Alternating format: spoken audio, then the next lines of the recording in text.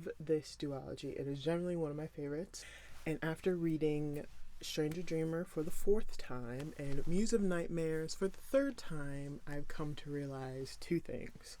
One, I prefer Muse of Nightmares over Stranger Dreamer. And 2, I realized I have outgrown these. And in that, pretty much just realizing that I'll probably never reread these again, and it's definitely bringing up interesting feelings. But for those of you who don't know, a quick summary about Strange the Dreamer.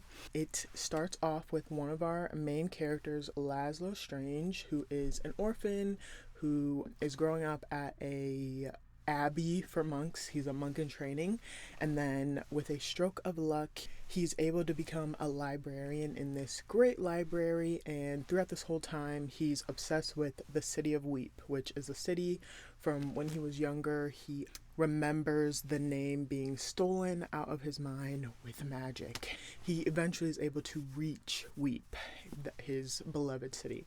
Strange the Dreamer is a story about dreams, how you can use them, what they can give you, and where they can take you. So when I say I've outgrown Strange the Dreamer, what exactly do I mean? I ended up picking this duology up because I knew it would help me get out of the reading slump I've been in. It took me a month to read this, and it took me 4 days to finish Muse of Nightmares, so that is some progress I'm happy to be seeing.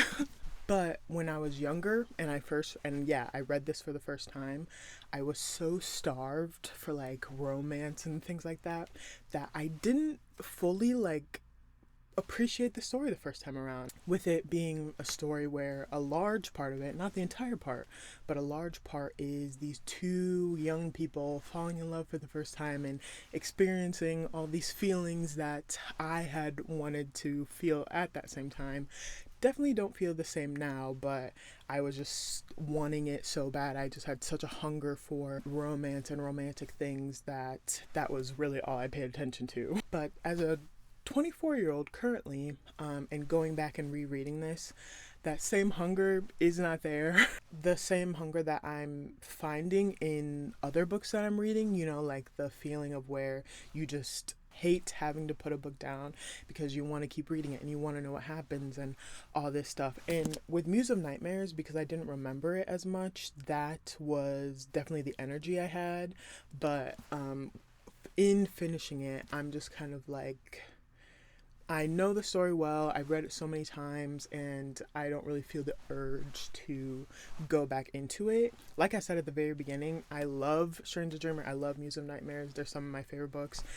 Behind this ear, I have a tattoo that says "Why Not Dream" from Strange the Dreamer, so it's definitely a book that has had an impact on me, and I really do genuinely hope with how Muse of Nightmares ends with the end, or is it? I would love to read more of these characters and more of their adventures and stuff, but just rereading these books, I probably won't. And for some who might be like, oh, it's probably because you've read it too many times. And it's I don't think that's possible. There are plenty of books that I have read more than 4 times, and I will be rereading them again. So I don't think it's that. I think it's just... yeah, I generally just think I've outgrown it. I'm super excited for Laini Taylor's new book that's going to be coming out. It's an adult. I'm very excited. And yes, despite outgrowing it, it was still a positive reading experience and nothing but positivity associated with these 2 books. Now, a spoiler warning for those who have not read Strange the Dreamer and do not want to be spoiled on it. I don't honestly think this is necessary because this is an older book that's been pretty popular, but I never want to assume anything, and I also don't want to hear it, so spoiler warning. So initially, just real quick, just to brush over some of the negatives, I honestly, in making this video, I was they're more pet peeves than anything. I really don't have any issues with anything that happened with the story, but it's just little preferences and things that I would have liked. Firstly, the dialogue at times, the more casual dialogue, was a little bit cringy, but it's 20-year-olds and late teen years characters, It's YA, And Laini Taylor, I believe, is an ENFP. The personality type of ENFPs do kind of have a reputation of being like a little cringy, so she's just an ENFP. It's okay. Something else that, again, was just a pet peeve was something would happen, and instead of the characters like going to do stuff, they would just kind of like, there would just be a page of like them talking about their feelings, and I'm like, can we get moving, please? Like, I'm trying to like get through the story. Obviously there would be times where something happens and like the characters are literally stunned, like there's literally an explosion that happens, but other than that, it would just be like, can I just get a little bit more movement? And then we can go back to like the feeling, acknowledging our feelings and stuff, but it's okay. And then another pet peeve, the last one, was the change in POV. So it goes from Laszlo and he's finally like gonna reach his city and he's in the city, and sure, it's crazy, but still it's like there's all this like proof of magic pretty much. And then it goes to Sarai's POV in the Citadel, and it's just boring. And it's like, yeah, it's supposed to be because that's how it's been their whole lives, but I'm like, oh my goodness. Like, it made me want to put the book down, and it completely took the wind out of the sails of the story when it went to Sarai's POV. Now I'm going to get into my favorite parts, my favorite aspects of Strange the Dreamer. First, I wanted to say that in talking about these positives, and honestly in the work that I put into making this video, I was kind of having a hard time figuring out what I was going to talk about. I was like, I really don't know like what I could say. The story itself of Strange the Dreamer and Muse of Nightmares is actually pretty heavy in terms of the plot and the themes throughout the entirety of the story. Like, literally the entire population of Weep for, I believe it was like 200 years, lived under an incredibly oppressive occupation by these supposed gods. So yeah, it's a pretty heavy story, but when I look back at the story, it's the characters that stand out, and they cause the circumstances to lighten quite a bit. And yeah, as a reader who loves characters and character work, the cast of characters in these two books really is what brings the story to life, in my opinion. Despite how insta-love Laszlo and Sarai's relationship is, they're cute, you can't deny it. The whole dream stuff, all that stuff, super cute, and obviously very well done by Laini Taylor. But my two favorite characters are actually Thyone Nero and Aerophane. If there's one thing about me, I will always like the least likable character, probably. I don't know why. You have like, they're cool a lot of the time, and like people just hate on them for no reason. It's like, Thyone was a jerk at the beginning of the story. I genuinely hated him. Because he tried to steal Laszlo's dream, but he really comes around, and like, he's smart, he's funny. He, in Muse of Nightmares especially, but like throughout Strange the Dreamer too, his character does like begin to change, and then yeah, in Muse of Nightmares it's pretty a distinct difference from how he started in the story. Yeah, it happens a little fast, but everything around that time in the book happens fast, so it just makes sense. I also love how literally, like, whenever Thyone's around other people, they just have to talk about how good looking he is all the time, and he just stands there and says nothing.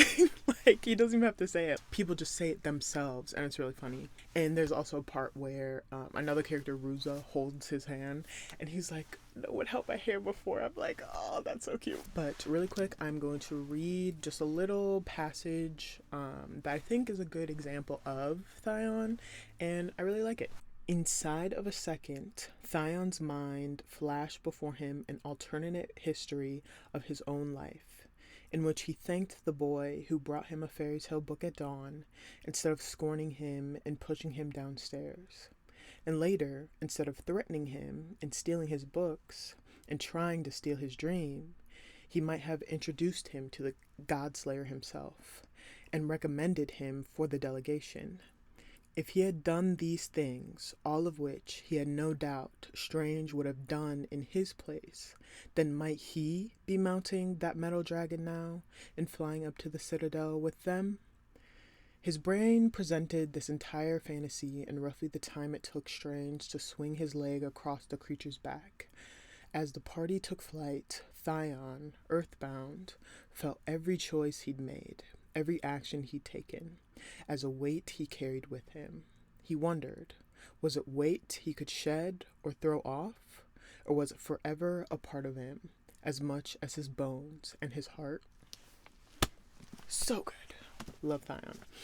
My other favorite character is Errol Fane. He just has so much strength and perseverance, and so much language describing him and like his mental state is always like reaffirming the fact that despite how much he does not want to be alive, he still continues to for his people and his family. And obviously that's super commendable, and especially with everything that he's been through and that he had to watch his family and his loved ones go through as well. The quote I decided, or the passage I decided to read in honor of Errol Fane's character, who is just a pillar throughout the entire story, is the scene where him and Azarine die.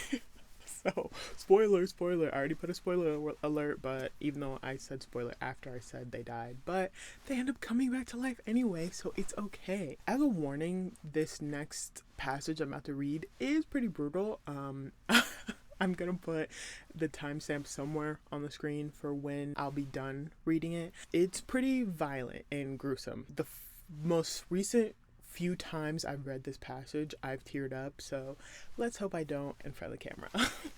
If Azarine hadn't stepped in front of him to deflect the first, she would have still been at his side, clear of the path of the second stinger when it hit between his shoulder blades and cut right between his hearts to burst out of his chest, slicing through his armor with an eruption of blood that painted her red in the instant before it cut through her too, as though they were as insubstantial as wraith, as ethereal as Sarai. But they were neither smoke nor phantom. They were flesh and blood and bronze, and the stinger had ripped through them.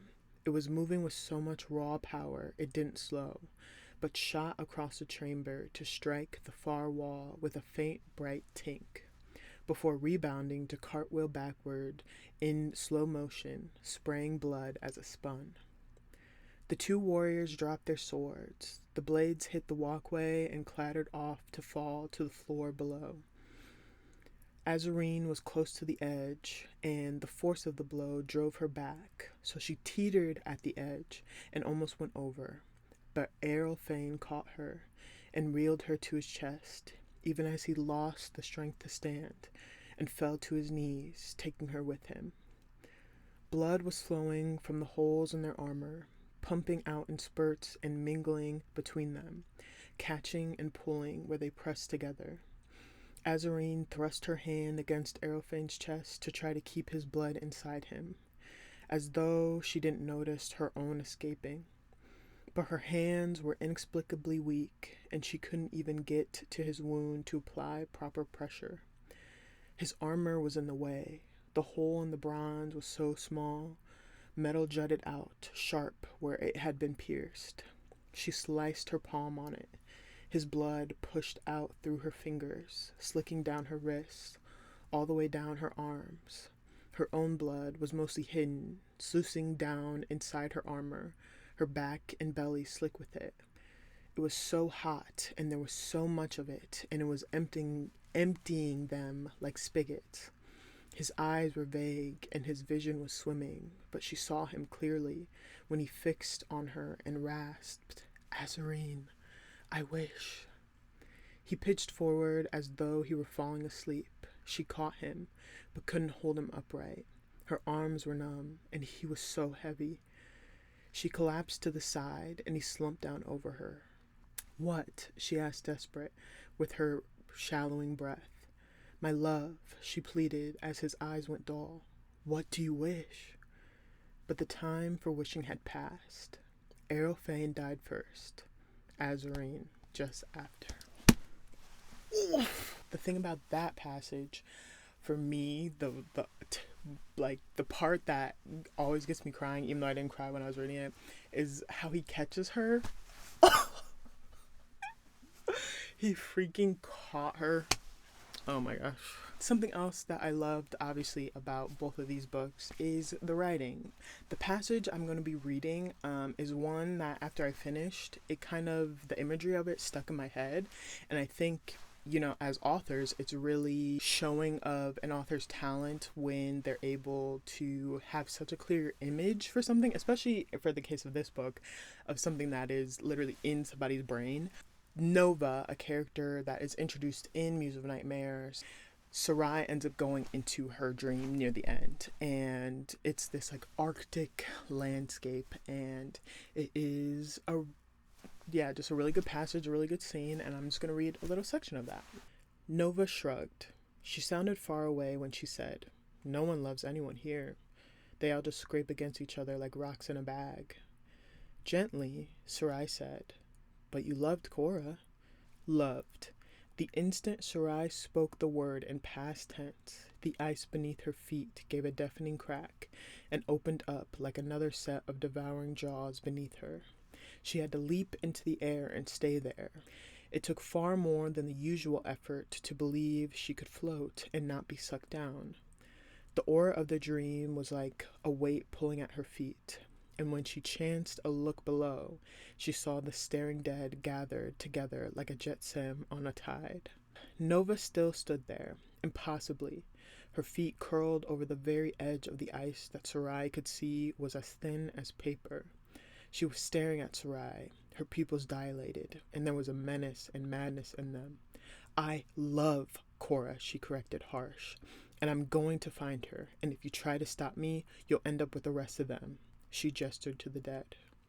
A chill went up Sarai's spine that had nothing to do with the ice. This might have been a scene from Nova's youth, and this place might be her provenance. But when she spoke that threat, her eyes weren't young at all.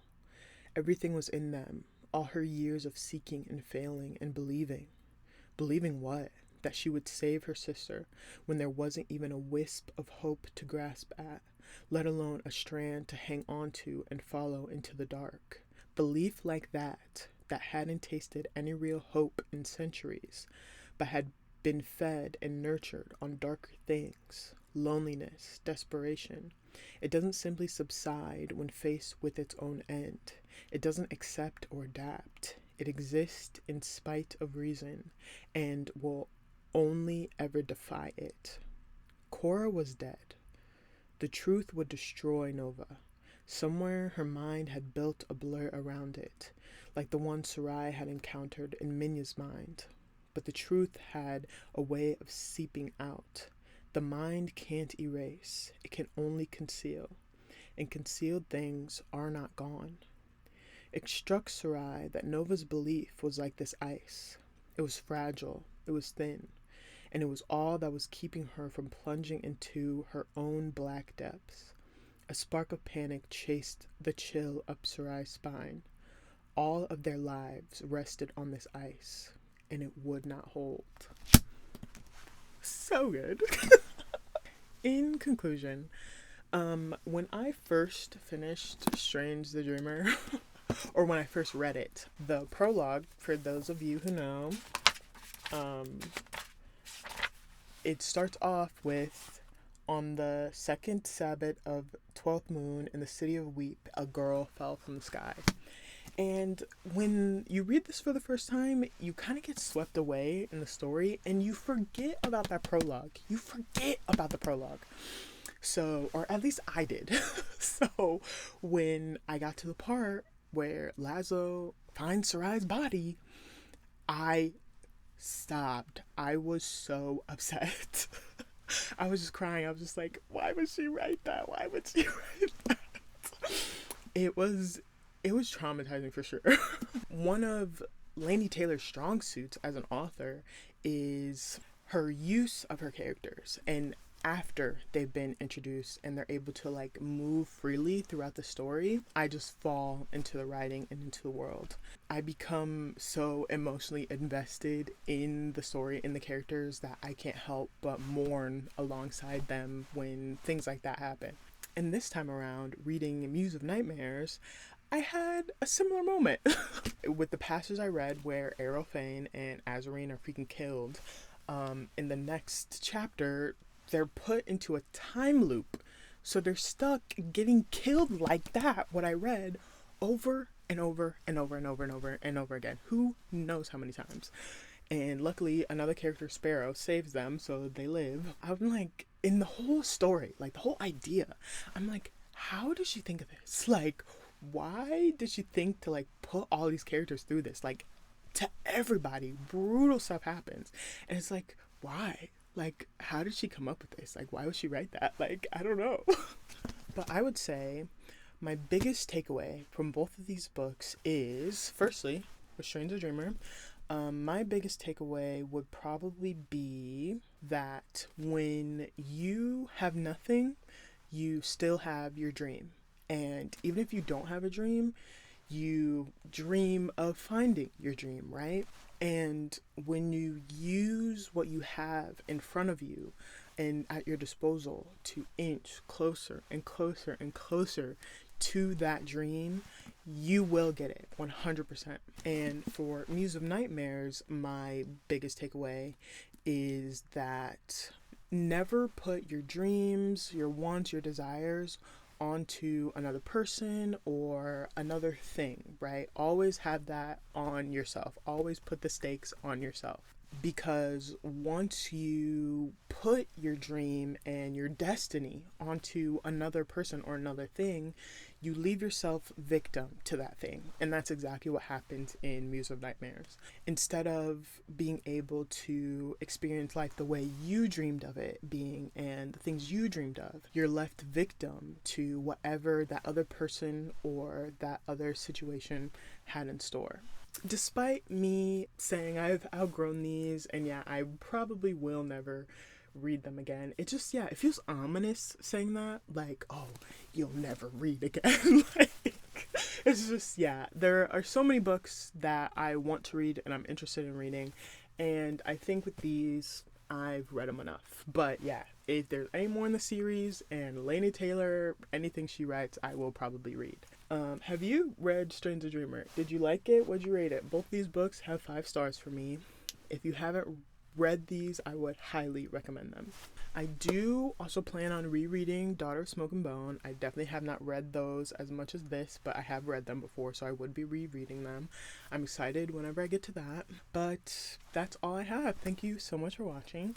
If you want to see more of me, you can check out my music channel and my original music, all under the name of Shy Fighter. Like if you want to like, subscribe if you want to subscribe. I don't know, do whatever you would like to do.